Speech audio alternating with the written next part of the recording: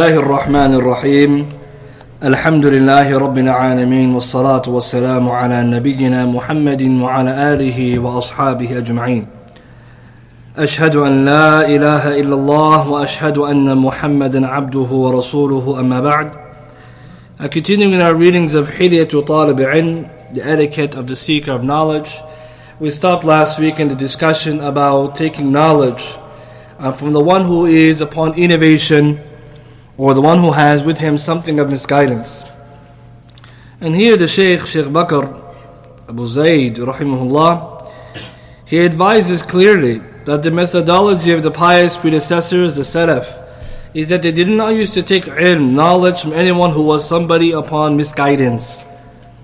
And so he brings a statement here, it's narrated, that Imam Malik, rahimahullah, he said, knowledge, i.e. of hadith, it is not taken from four: a foolish person who publicizes his foolishness, even if he is the most prolific narrator of hadith; a person of innovation who calls to it; a person who lies in his speech with people, even if I don't accuse him of lying in hadith; and a noble pious worshipper, even if he does not memorize precisely what he narrates. And so this narration and others establish the origin of the pious predecessors, that the person who's been declared an innovator, one who is upon misguidance, follows ahwa and shahawat, is not fit to be taken knowledge from. It's a very important principle, because today people have expanded this door and they take from anyone and everyone. And this is why they have confusion. If you take or you listen to every speaker on the behalf of the religion, then you will end up with confusion and misguidance. And for those reasons, the Salaf used to use as the principle what Muhammad bin Sirin, rahimahullah, he said, "Inna hada ilmu din." Verily, this knowledge is religion. فَانظُرُوا عَمَّنْ تَأْخُذُونَ دِينَكُمْ. Beware of who you take your knowledge from. Beware who you take your knowledge from or your religion from. This narration is Sahih in the Muqaddimah of Sahih Muslim. So then Shaykh, he mentions here some examples of people who you should avoid. He said, do not take from a mubtadi', an innovator, one who is, for example, be a Rafidi, someone who's a Shi'i, a Khariji, someone who's involved in the rebellious sect, like ISIS and the likes, Murji, someone who has irja, he has a problem with Iman, the definition of Iman, and other issues, Al-Qadari, someone who has a problem in belief in relation to Allah's pre-decree, a Quburi, somebody who worships graves, etc. For you will find you will never reach the level of knowledgeable men, correct in your creed, strong in your association with Allah, with strong vision and following the tracks, except by abandoning the mubtadi' and the innovators.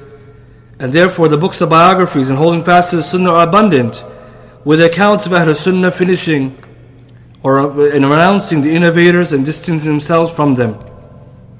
Means if you read the books of the Salaf, you see the strong resistance they have to the people of innovation, because even though they are Muslims, they are upon misguidance and they're mixing truth with falsehood. And this is why Allah subhanahu wa ta'ala clarifies in the Quran, we shouldn't be like the people before us, the people of the book, تَلْبِسُونَ الْحَقَّ بِالْبَاطِلِ, that they mix truth with falsehood. And what happens then, that people don't know the Sirat al-Mustaqim. Now, even though this is true, somebody may ask, well, if the person I'm studying with, or the subject I wish to take, they are proficient in it despite their misguidance. Means maybe they're misguided in their belief, but when it comes to Arabic, they're good. Am I allowed to take the Arabic and leave the other part? And this has now become a big doubt. Many people have been circulating, because they will say, I will take the good and leave the evil. Lakin, is this the way the Salaf Salih used to go about? So here we read Shaykh Ibn Uthaymeen rahimahullah in the explanation of this speech. That means the discussion here about Shaykh Bakr. Shaykh Ibn Uthaymeen rahimahullah says, if you find someone who is someone of innovation, however he is strong in the knowledge of Arabic, for example in eloquence, balagha, and Arabic grammar, nahu, and sarf, morphology, should we sit with him and take knowledge from him because he's strong in this issue or this matter or this knowledge? Or should we boycott him and avoid him? He says what's apparent from the speech of the Shaykh here, Shaykh Bakr, is that we do not sit with him, because there are two paths that are going to lead to our corruption. The first one, He said, اغتراؤه بنفسه, that you become amazed with his personhood, and you might forget that this person is not upon truth in other matters. And secondly, the people will also become amazed or become respectful to this person despite his issue, because they will see that so-and-so of the tullab, they sit with him, and therefore they could not differentiate truth from falsehood in beliefs. And this is exactly the point, because if you study with someone who you know and you believe that their creed is mistaken, what exactly are you studying them from? And how would you protect yourself from him mixing truth and falsehood, even in Arabic? For we mentioned in the lesson before, and we'll see it to Sughra Ibn Taymiyyah rahimahullah, that some of the ulama, they say that nobody he writes a book or teaches except he teaches from his aqeedah. So some of the Arab grammarians who are masters in Arabic, when you read their books and you read the amthal, the parables and examples they put, it has aqeedah in there. They will sneak it in, as they say, mix the poison with the honey. And you, who are a student who doesn't know any better, will take everything. But how do you know what's good and evil? If you're at the level such that you're learning Arabic from someone, how would you know which part is good and what's not? So it's actually one of the dangers that people have, and this is the speech of Shaykh Ibn Uthaymeen, that he says no, not even in Arabic. Despite some of the scholars saying that it's possible that someone who can do this, what is safe or more correct is no, because of the dangers of the heart being affected by the innovation. And so we be careful. We don't say to ourselves, we'll just take this subject, for it become more they will take. And you might not even be able to just take that subject alone. And we'll mention some examples. Also, we need to be careful that someone who does this, they may end up mixing everything together. To take from some of Ahl Sunnah, then someone of innovation, then they can't differentiate, or they don't want to differentiate who's upon haqq and who's upon batil. One day, a man came to Imam Al-Awza'i rahimahullah, and they said, there's so-and-so person, يعني يجلس مع أهل السنة, he sits with Ahl Sunnah, and then he sits with the people of innovation also.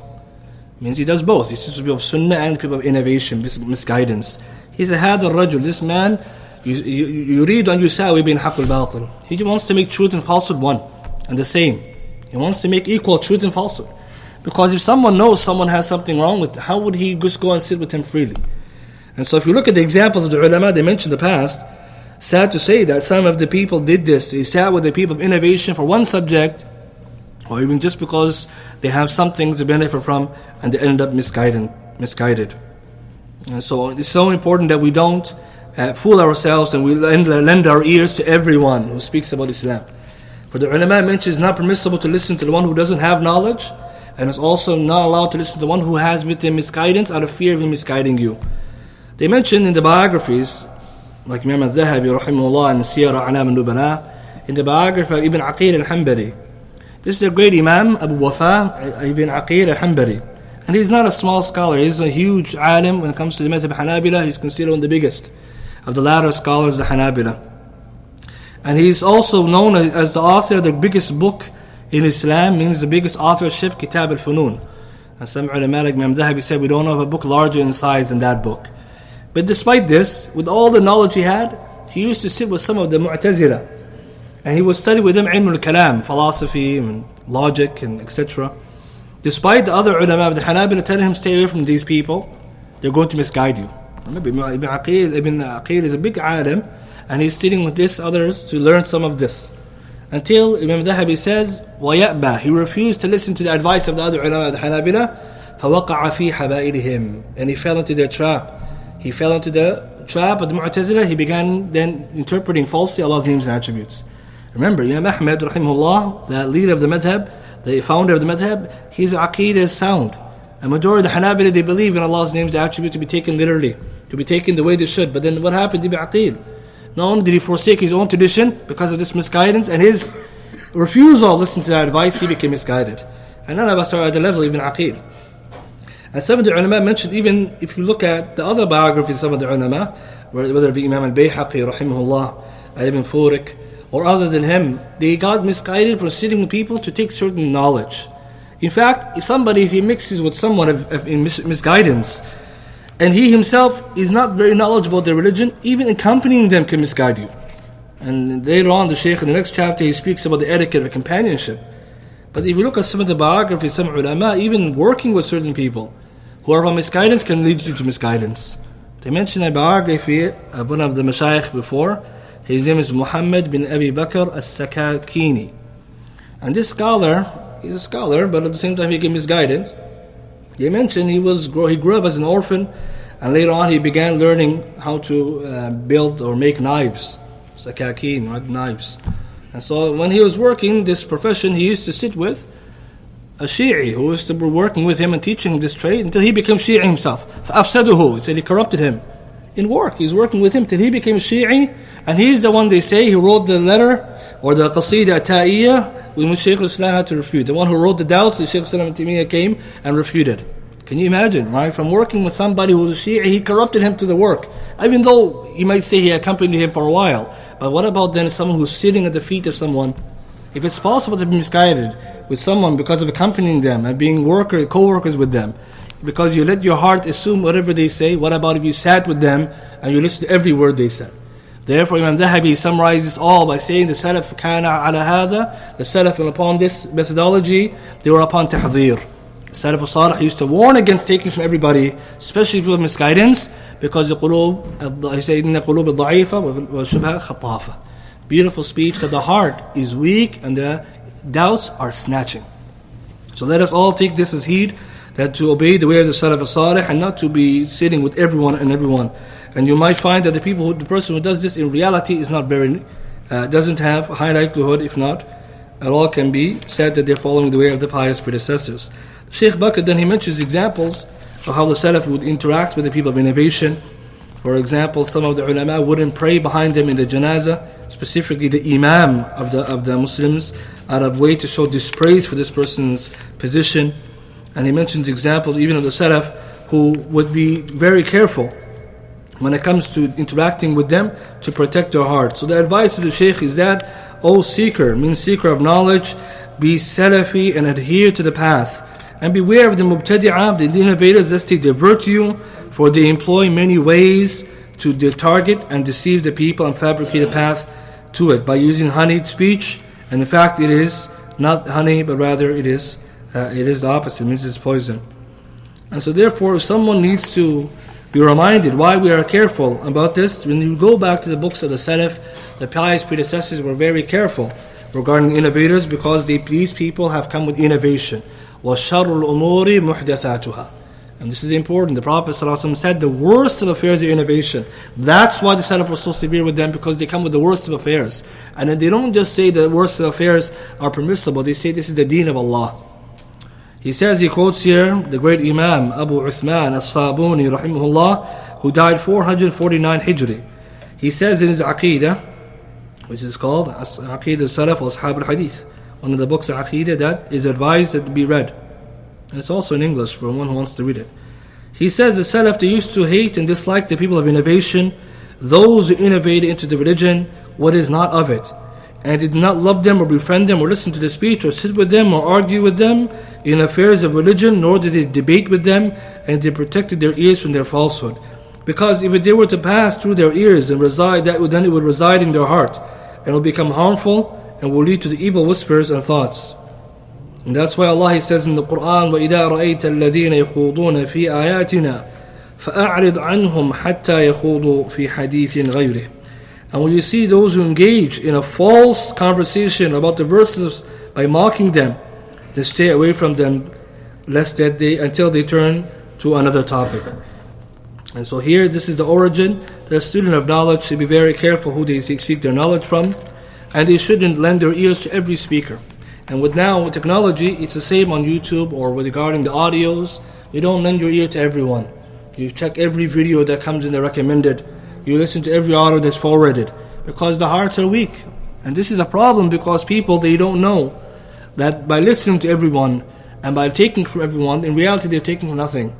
Because the one who doesn't have a criteria, what is truth and what's falsehood, the one who doesn't have some knowledge, he'll end up at the end as victim to all of what he heard.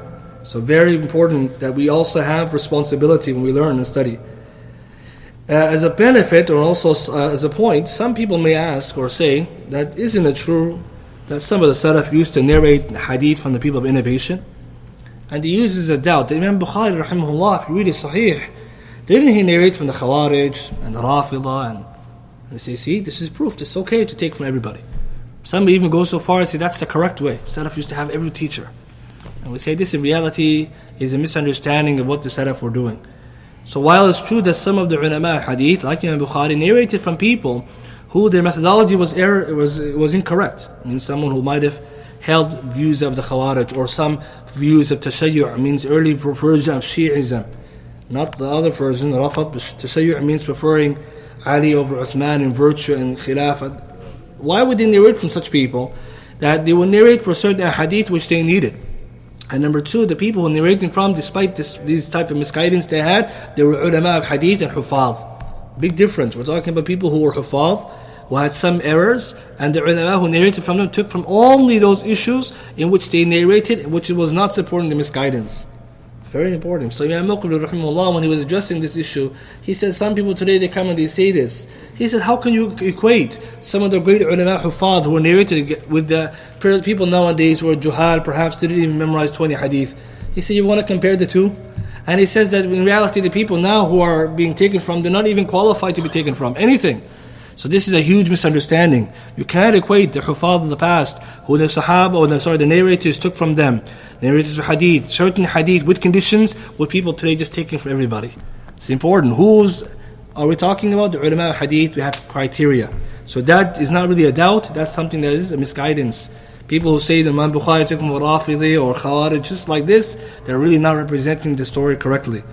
And so in reality, we should always be careful, because our hearts are between the two fingers of Ar-Rahman. We need to protect ourselves from misguidance. The Shaykh then, in the 4th chapter, talks about the etiquette of the student of knowledge and companionship. And this is a very important one, because the student of knowledge has to be careful who they befriend. Because your friend will also affect how you study, if not if you study at all. He says, beware of the bad companion. He says, just as hereditary disposition is hidden, bad characteristics are also hidden. Because character is transferable, and first impressions are major abductors of the heart. And people are like the flocks of birds naturally disposed to imitating one another. As we say in English, birds of feather flock together. Somebody, he might meet someone, and because of their personality, they may influence you. Man jalasa jalas. Whoever you sit with, you resemble. So if you sit with someone with bad character, obviously you're going to be correcting some of their qualities. So he says, so beware of associating with whosoever is to disliking, for it is indeed destructive and preventative, and prevention is better than cure.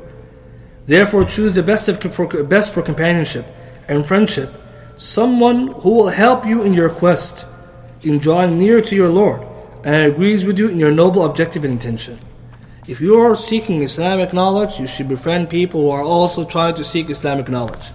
For the people who you befriend, they're going to help you in the path. But if you befriend someone who really doesn't study, barely comes to the halaqat, doesn't come to the masajid, what is the likelihood that you will be able to bring them to the masjid? Unless you yourself are strong and determined, maybe you can guide them by Allah's tawfiq.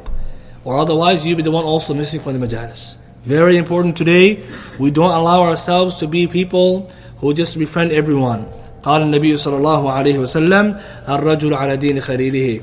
A man is upon the religion of his close friend. فَلْيَنْظُرْ أَحَدُكُمْ مَنْ يُخَالِلْ. And let everyone beware of who they befriend. Another hadith, Rasulullah said, وَلَا تُصَاحِبْ إِلَّا مُؤْمِنًا. And do not be a companion except to one who is a believer. And how many people who used to come to the majalis and the halaqat, and then they met some one friend, they were supposed to help them, they will say, we're going to do da'wah to them, and then he did da'wah to them. Shaykh Muqbil used to advise the Sunni should be influencing others, not the other way around. We should guide others.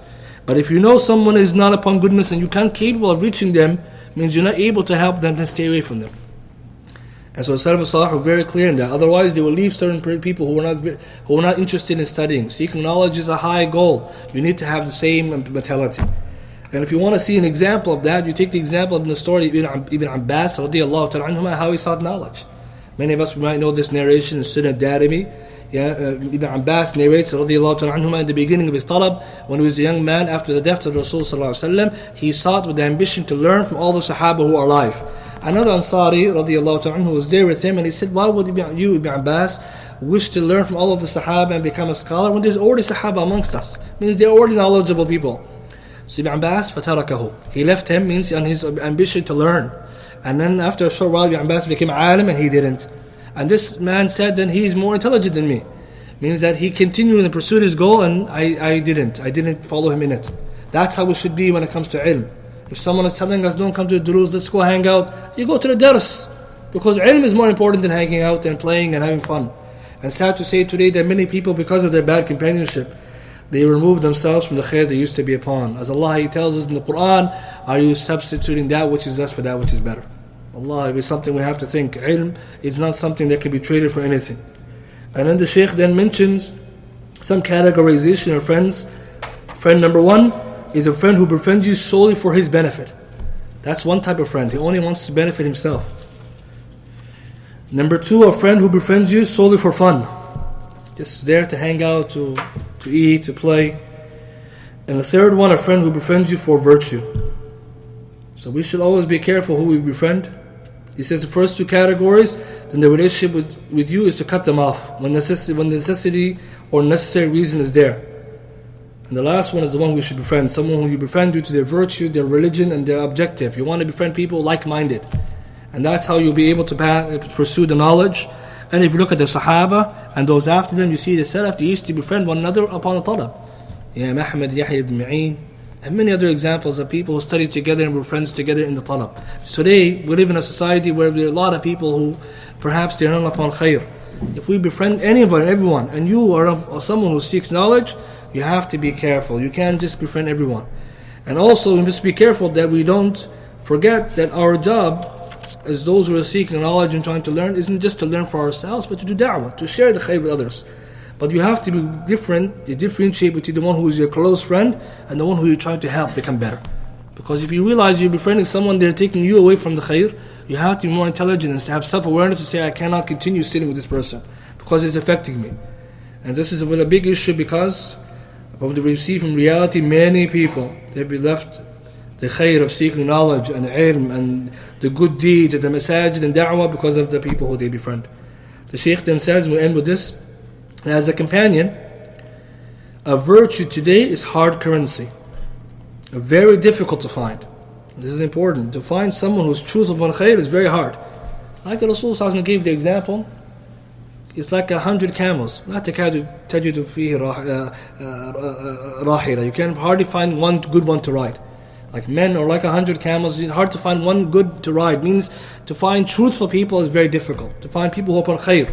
So he says, for example, Hisham bin Abdul Malik, he says in his saying, nothing remains of the worldly pleasure except a brother with whom I raise the burden of taking precaution between me and him. And amongst other statements like this, it means the Salaf, they recognize the virtue of a good brother, a good sister, to find a good sister upon the deen.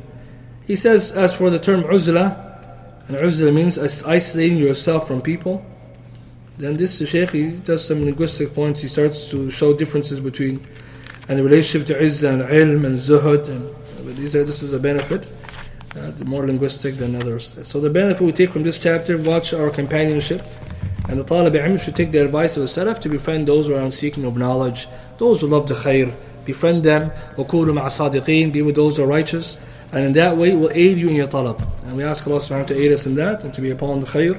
Inshallah, we'll stop with this much. Anyone has any questions or points? Shu'ayb al-Arnaut and Abdul Qaadir al-Arnaut, what are their conditions? These are two ulama of hadith of our time who passed away, Shu'ayb al-Arnaut and Abdul Qaadir Arnaut. And reality, despite them both being, I believe, from Kosovo area, or Albania, they are also the time period of Imam al-Albani, rahimahullah. But Shu'ayb al-Arnaut, despite this, his proficiency in hadith, he was upon the Hanafi madhab in that he was a staunch supporter of it, and he was also upon the Ash'ari aqidah, Maturidi aqidah, so he had mistakes in his belief and practice. So therefore Shaykh al-Albani, he criticized him for his unwillingness to follow the truth despite his proficiency in hadith. So when it comes to checking of hadith, his proficiency is not doubted. He has the best checking of Musnad Imam Ahmad available. But when it comes to his practice of deen, then he wasn't upon the sunnah like the others. Abdul Qaadir al-Ud, they say that he became guided at the hands of Imam al-Albani, rahimahullah, and his aqeedah in general, what is narrated, has some goodness, even though some later mentioned some differences that he had. But his hal is much better than Shu'ayb. And both of them are ulama hadith. May Allah have mercy on all of them both. The narration that you mentioned about nothing remains from this world, A good brother, yes. So what's the meaning of that narration? Means that a good brother to aid you and to be with you between you and the evil, between you and the bad things. Means that you find a good brother to accompany you in this dunya. So there's a lot of narration about the difficulty finding a good brother upon the deen. And this is the reality, the truth. Finding good companionship is difficult. Difficult then and difficult now. Any other questions? Yes. Do you know of any like Sunni mashaykh that have explained like the Arabic literature, like mu'allaqat and other like literature, like poetry?